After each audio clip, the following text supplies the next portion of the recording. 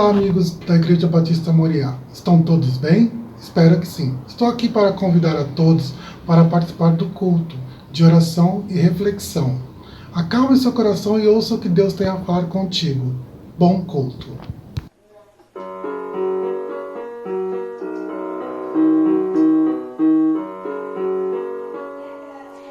Estamos todos congregados aqui, certamente abençoados também. Há um clima, uma esfera de amor, uma força que se move entre nós. Algo novo Deus está por fazer com este povo a quem muito quer bem. Seu Espírito Ele vai derramar, uma igreja forte edificar, pra louvor de tua glória. Vem, Senhor, tua história escrever através das nossas vidas. Teu querer desejamos, cumpre em nós os teus planos. Vem, Senhor, e reina hoje aqui, pra louvor de tua glória. Vem, Senhor, tua história escrever através das nossas vidas. Teu querer desejamos, cumpre em nós os teus planos. Vem, Senhor, e reina hoje aqui. Vem, Senhor, vem, Senhor, vem, Senhor, e reina hoje aqui.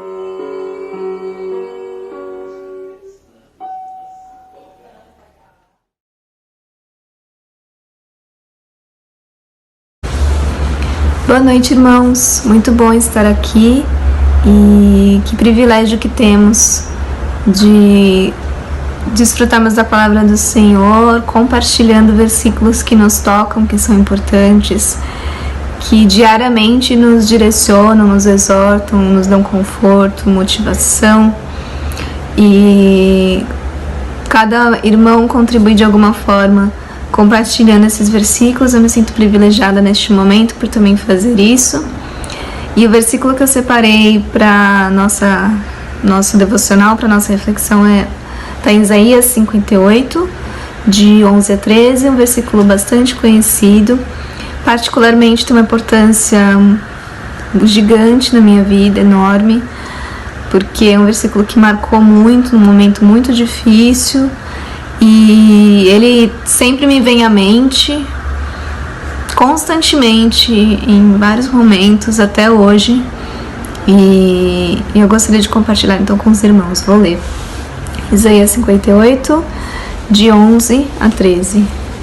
O Senhor o guiará constantemente, satisfará os desejos numa terra ressequida pelo sol, e fortalecerá os seus ossos. Você será como um jardim bem regado, como uma fonte cujas águas nunca faltam. É de uma riqueza assim, poética muito grande, esse texto, além da mensagem por detrás, é escrito de uma maneira muito linda, né, pelo profeta Isaías, e fala sobre o cuidado do Senhor em situações desfavoráveis, completamente desfavoráveis, onde não temos recurso algum, como numa terra totalmente ressequida, numa terra árida, onde não existe nenhum tipo de recurso, nem água, Mas a palavra de Deus diz que ainda assim ali o Senhor nos faria fortes, estaria constantemente fortalecendo todo o nosso corpo, alma, corpo, e satisfazendo as nossas necessidades, né? Aqui no texto diz desejos. E a última parte, né, do texto diz que seremos um jardim bem regado, cujas fontes de águas nunca faltarão. Falando sobre essa abundância de recursos que Deus nos dá. E eu acho lindo a gente imaginar que, mesmo em situações em que nós consideramos desfavoráveis para nós, mesmo em situações completamente sem saída, Deus nos dá recursos além do que imaginamos. Muitas vezes a gente se vê em situações assim e Deus nos dá essas bênçãos, muitas vezes sem que a gente perceba. Que nós possamos ter essa verdade então nas nossas vidas, do cuidado de Deus em situações adversas. Vamos orar, irmãos? Pai, nós te agradecemos, a Deus, por tua bondade, pelo teu cuidado que nos cerca constantemente. Esse cuidado, a Deus, que nos fortalece o nosso corpo, a nossa alma, o nosso espírito, nos dá ânimo, a Deus, para continuar. E nós te agradecemos, a Deus, porque nós podemos ser abundantes, termos abundância mesmo na escassez.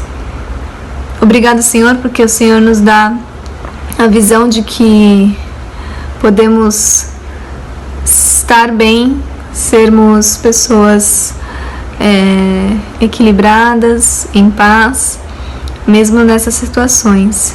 E esses recursos vêm do Senhor. Nós te louvamos, ó Deus, porque a tua palavra nos traz essa mensagem e todo dia nós podemos ter esse cuidado do Senhor. Fica conosco, Deus, e perdoa os nossos pecados, no nome de Jesus. Amém. Obrigada, irmãos. Esse era o devocional que eu queria passar para os irmãos nessa quinta-feira. Um beijo.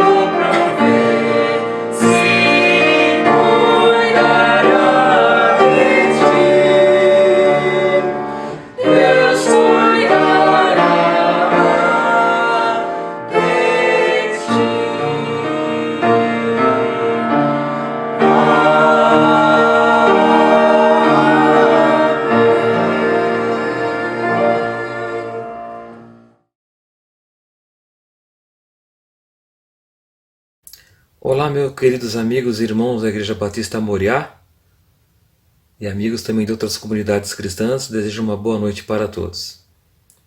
Nesta noite eu queria compartilhar um texto com vocês, um texto muito fantástico, um texto bonito, que eu não tenho a pretensão de explicar ele todo, ele é muito rico, mas eu quero falar alguma coisa que está muito clara e o próprio texto vai se explicar.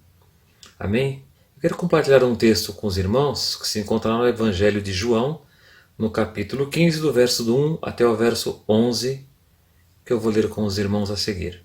Diz assim: Eu sou a videira verdadeira e meu pai é o lavrador. Toda a vara em mim que não dá fruto, atira, e limpa toda aquela que dá fruto, para que dê mais fruto. Vós já estáis limpos pela palavra que vos tenho falado. Estai em mim e eu em vós. Como a vara de si mesma não pode dar fruto, se não estiver na videira, assim também vós, se não estiverdes em mim. Eu sou a videira, vós as varas. Quem está em mim, e eu nele, esse dá muito fruto, porque sem mim nada podeis fazer. Se alguém não estiver em mim, será lançado fora, como a vara, e secará, e os colhem e lançam no fogo e ardem. Se vós estiverdes em mim e as minhas palavras estiverem em vós, pedireis tudo o que quiserdes e vos será feito. Nisto é glorificado meu Pai, que deis muito fruto, e assim sereis meus discípulos. Como o Pai me amou, também eu vos amei a vós. Permanecei no meu amor. Se guardardes os meus mandamentos, permanecereis no meu amor. Do mesmo modo que eu tenho guardado os mandamentos de meu Pai e permaneço no seu amor. Tenho-vos dito isto para que o meu gozo permaneça em vós e o vosso gozo seja completo. Pois bem, um texto que eu acho muito bacana, muito bonito, e faz parte de um grupo de 7 afirmações que Jesus fez a respeito de si mesmo. Afirmações do tipo: eu sou a porta, eu sou a luz do mundo, eu sou o caminho, eu sou a verdade. Ele fez 7 afirmações e nós escolhemos a 7ª, eu sou a videira verdadeira. Por que ele diz que ele é a videira verdadeira? Porque a videira, ela simboliza várias coisas na Bíblia, não só uma única coisa.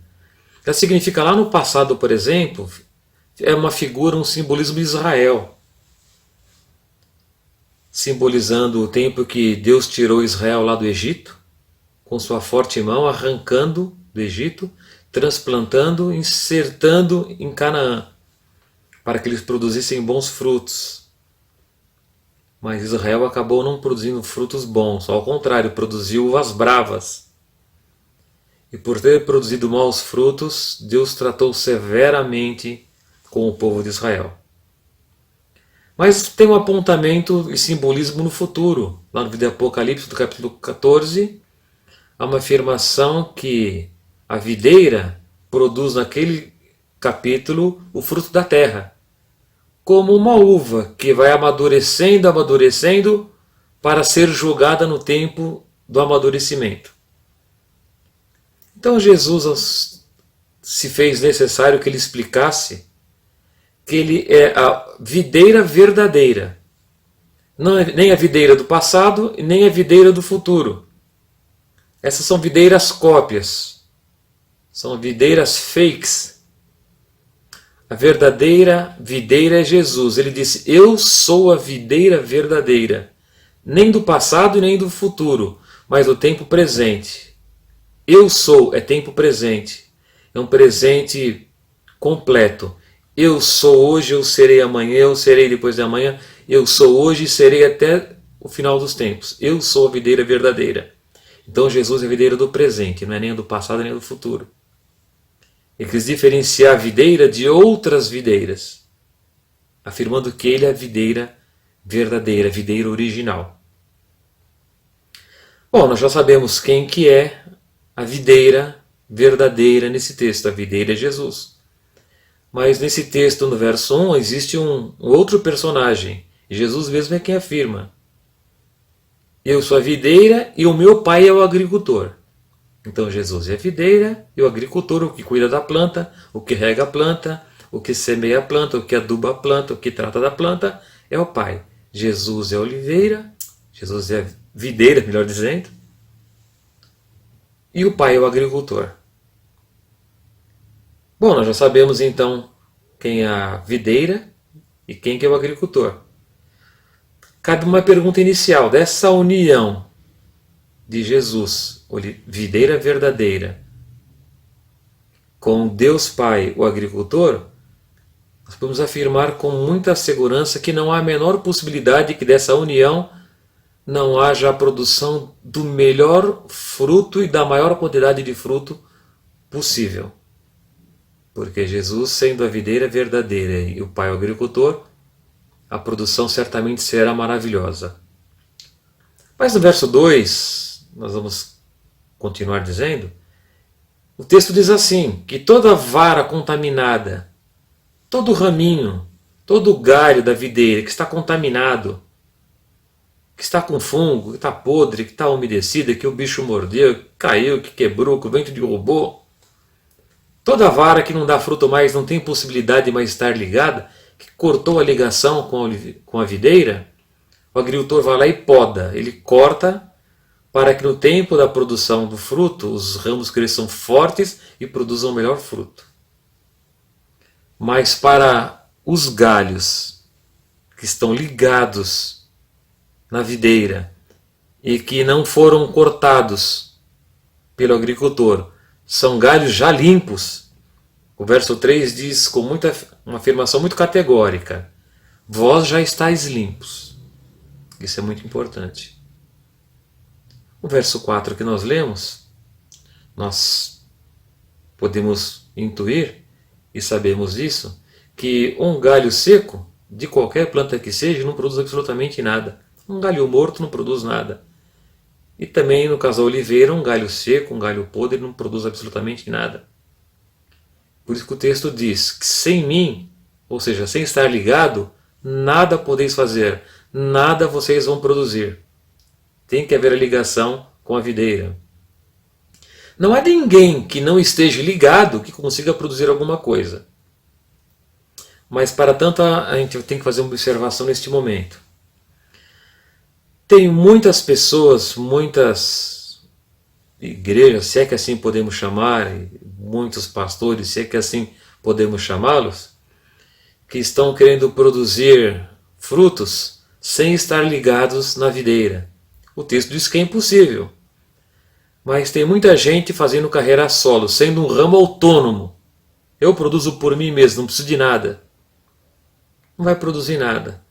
O máximo que pode aparecer dessas atitudes, dessas ações de vida autônoma que produz sozinho, o máximo que vai acontecer é aparecer arrogância, aparecer vaidade, avareza, pseudo-santidade e outros adjetivos tão ruins quanto estes. Sem estar ligado na videira verdadeira, nada podeis fazer, nenhum fruto será produzido. Bom, no verso 5, Jesus continua dizendo, essas palavras são todas de Jesus. Ele diz, bom, eu sou a videira e meu pai é o agricultor. Agora tem uma terceira pessoa que entra nessa conversa, nesta cena. A videira é Jesus, o pai é o agricultor, entre os ramos. Os ramos somos nós, é o que o texto afirma. Nós somos os ramos. Nós somos as varas que estamos ligadas em Jesus, na videira. E se nessa relação, videira, Jesus, agricultor, Deus, ramos, nós, se essa relação for uma relação que se completa dessa forma, uma videira excelente, um excelente agricultor e ramos limpos e bons, não há a menor possibilidade que o fruto não nasça, não seja produzido, seja de boa qualidade e na quantidade abundante. Porque o texto diz isso. É muito fruto, não é pouco fruto a que o texto se refere.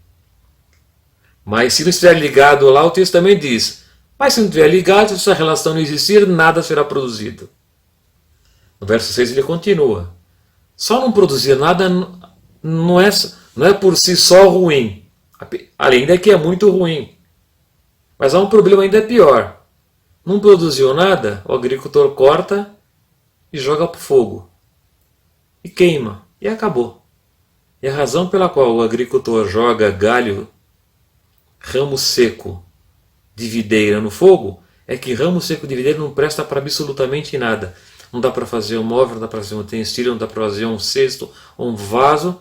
Não presta para nada, só presta para pôr fogo, para virar combustível. Vara seca é cortada e vai para o fogo. Mas vara boa produz frutos. No verso 7, se nós, os ramos, estivermos em Cristo, a videira verdadeira, e agora um acréscimo. Nós estamos em Cristo, a videira, vírgula. E se as palavras de Cristo, a oliveira verdadeira, estiverem em nós, nós ligado nele e ele ligado em nós. Nós ligado em Cristo e as palavras de Cristo estiverem em nós. Há uma afirmação muito forte que vem a seguir. Vocês podem pedir o que quiser e vos será feito. Essa afirmação, ela é ao mesmo tempo poderosa, maravilhosa, mas ela é um pouco perigosa se mal interpretada e se mal utilizada. Por isso que aqui cabe uma explicação, cabe entender melhor, pedir o que quiser e vos será feito. Irmãos, um cristão que está ligado na videira verdadeira em Cristo, em que Deus está trabalhando na vida, está cuidando, está cheio da palavra de Deus, está cheio da seiva de Cristo, que é a videira, fluindo nas nossas vidas, numa via de mão dupla, alimentado por Cristo, com o amor de Cristo, com as palavras de Cristo, é impossível que esse cristão peça qualquer coisa que ele queira e o Pai vai ser obrigado a fazer, tipo coisas para o seu bel prazer, para o seu próprio deleite, coisas para enriquecer somente o desejo humano de possuir coisas. Coisas do tipo, eu vou querer ter o melhor carrão, a melhor casa, a roupa importada, muita grana, que todo mundo vai olhar para ele e falar assim, poxa, olha que pessoa de sucesso. Os vizinhos podem olhar para ele e falar assim, nossa, olha como eles... Que coisa, como eles são bons, hein? Um cristão não vai pedir nada para o seu próprio benefício, para o seu próprio deleite, para o seu próprio prazer. Um cristão vai pedir as coisas, segundo isso é escrito, exemplo de João, o mesmo evangelista, na sua primeira carta, lá no finalzinho da Bíblia, no capítulo 5 de João, ele afirma que o verdadeiro cristão vai dizer uma palavra do tipo, esta é a confiança que temos para com Ele. Esta é a confiança que nós temos na relação ramos ligado na oliveira. Que se pedirmos alguma coisa segundo a sua vontade, Ele nos ouvirá. Então esse pedir aqui de João, do texto que nós estamos lendo, João 15, no verso 7, pedir tudo o que você quiser, está condicionado à vontade de Deus. E um cristão convicto, cheio de Cristo, só vai fazer pedidos baseados segundo a vontade de Deus. Que esses pedidos só poderão ser aceitos por Deus e realizados por Deus nas nossas vidas, se for segundo a vontade dEle. Então fica a explicação, porque a gente não acha que tem direito, como muitas pessoas interpretam que eu sou filho de Deus, eu posso todas as coisas, eu tenho que pedir o que eu quero, tudo que eu precisar, e quero e desejo, Ele tem que me dar. Não. A relação sempre vai ser segundo a vontade de Cristo. E João deixou bem claro no verso 7. No verso 8, nessa base de relacionamento videira e ramo, que produz muitos frutos, Jesus continua afirmando que nessa relação dele, do Pai e dos ramos produzir fruto, o Pai é muito glorificado. Isso quer dizer o seguinte, irmãos, o Pai ser glorificado. Há uma alegria e um prazer e um gozo profundo na Trindade, aqui representado pela pessoa do Pai, quando a vara dá fruto. É alegria, é um gozo profundo, sem explicação com palavras humanas. E Jesus continua dizendo assim, olha, quando isso acontecer, a produção de frutos, o Pai se alegrando, nisso vocês vão conhecer que vocês são os meus discípulos, que eu sou de vocês e vocês são meus. A relação é perfeita. Nisto conhecereis que vocês são os meus discípulos. Bom, aqui está a resposta para muitas pessoas que se perguntam, como eu me perguntei muitas vezes no passado, Poxa, será que eu sou de Cristo? Será que Cristo está comigo? Como é que eu sei que eu sou crente? Como é que eu sei que Jesus está comigo? Nisso conhecereis. Estou ligado nele, o Pai está trabalhando na minha vida, os galhos estão sendo limpos, eu estou produzindo fruto, o Pai é glorificado, logo eu sou discípulo.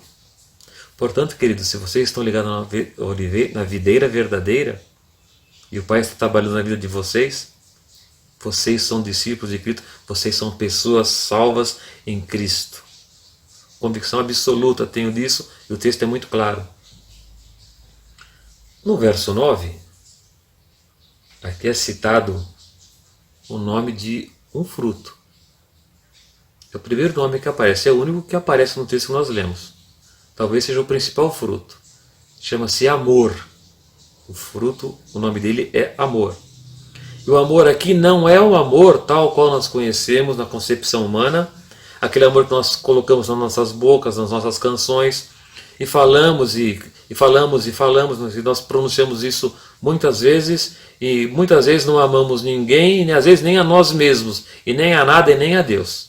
Não é esse amor corriqueiro, coloquial, terreno. O amor aqui é o amor de Cristo, é o prazer de Cristo. Aqui está o nome de um fruto, que é o principal nesse relacionamento.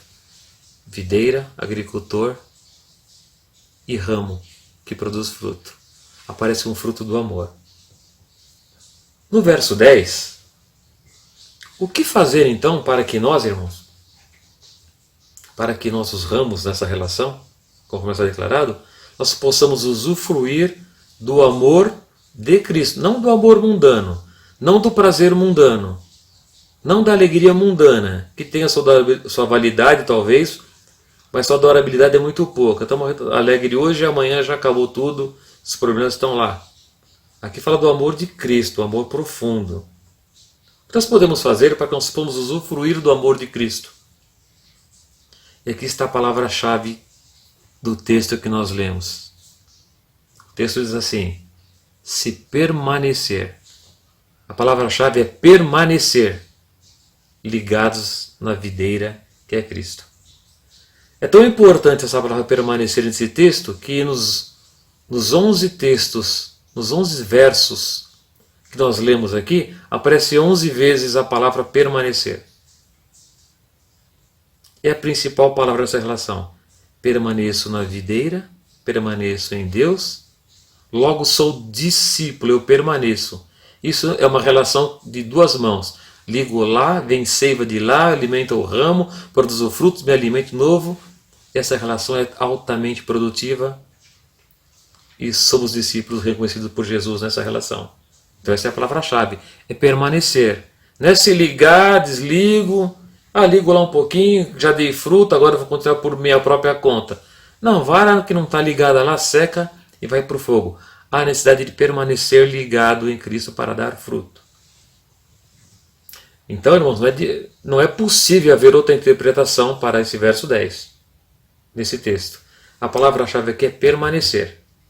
Permanecer. Essa palavra permanecer aqui é a palavra aqui no grego, ela é pronunciada como meno.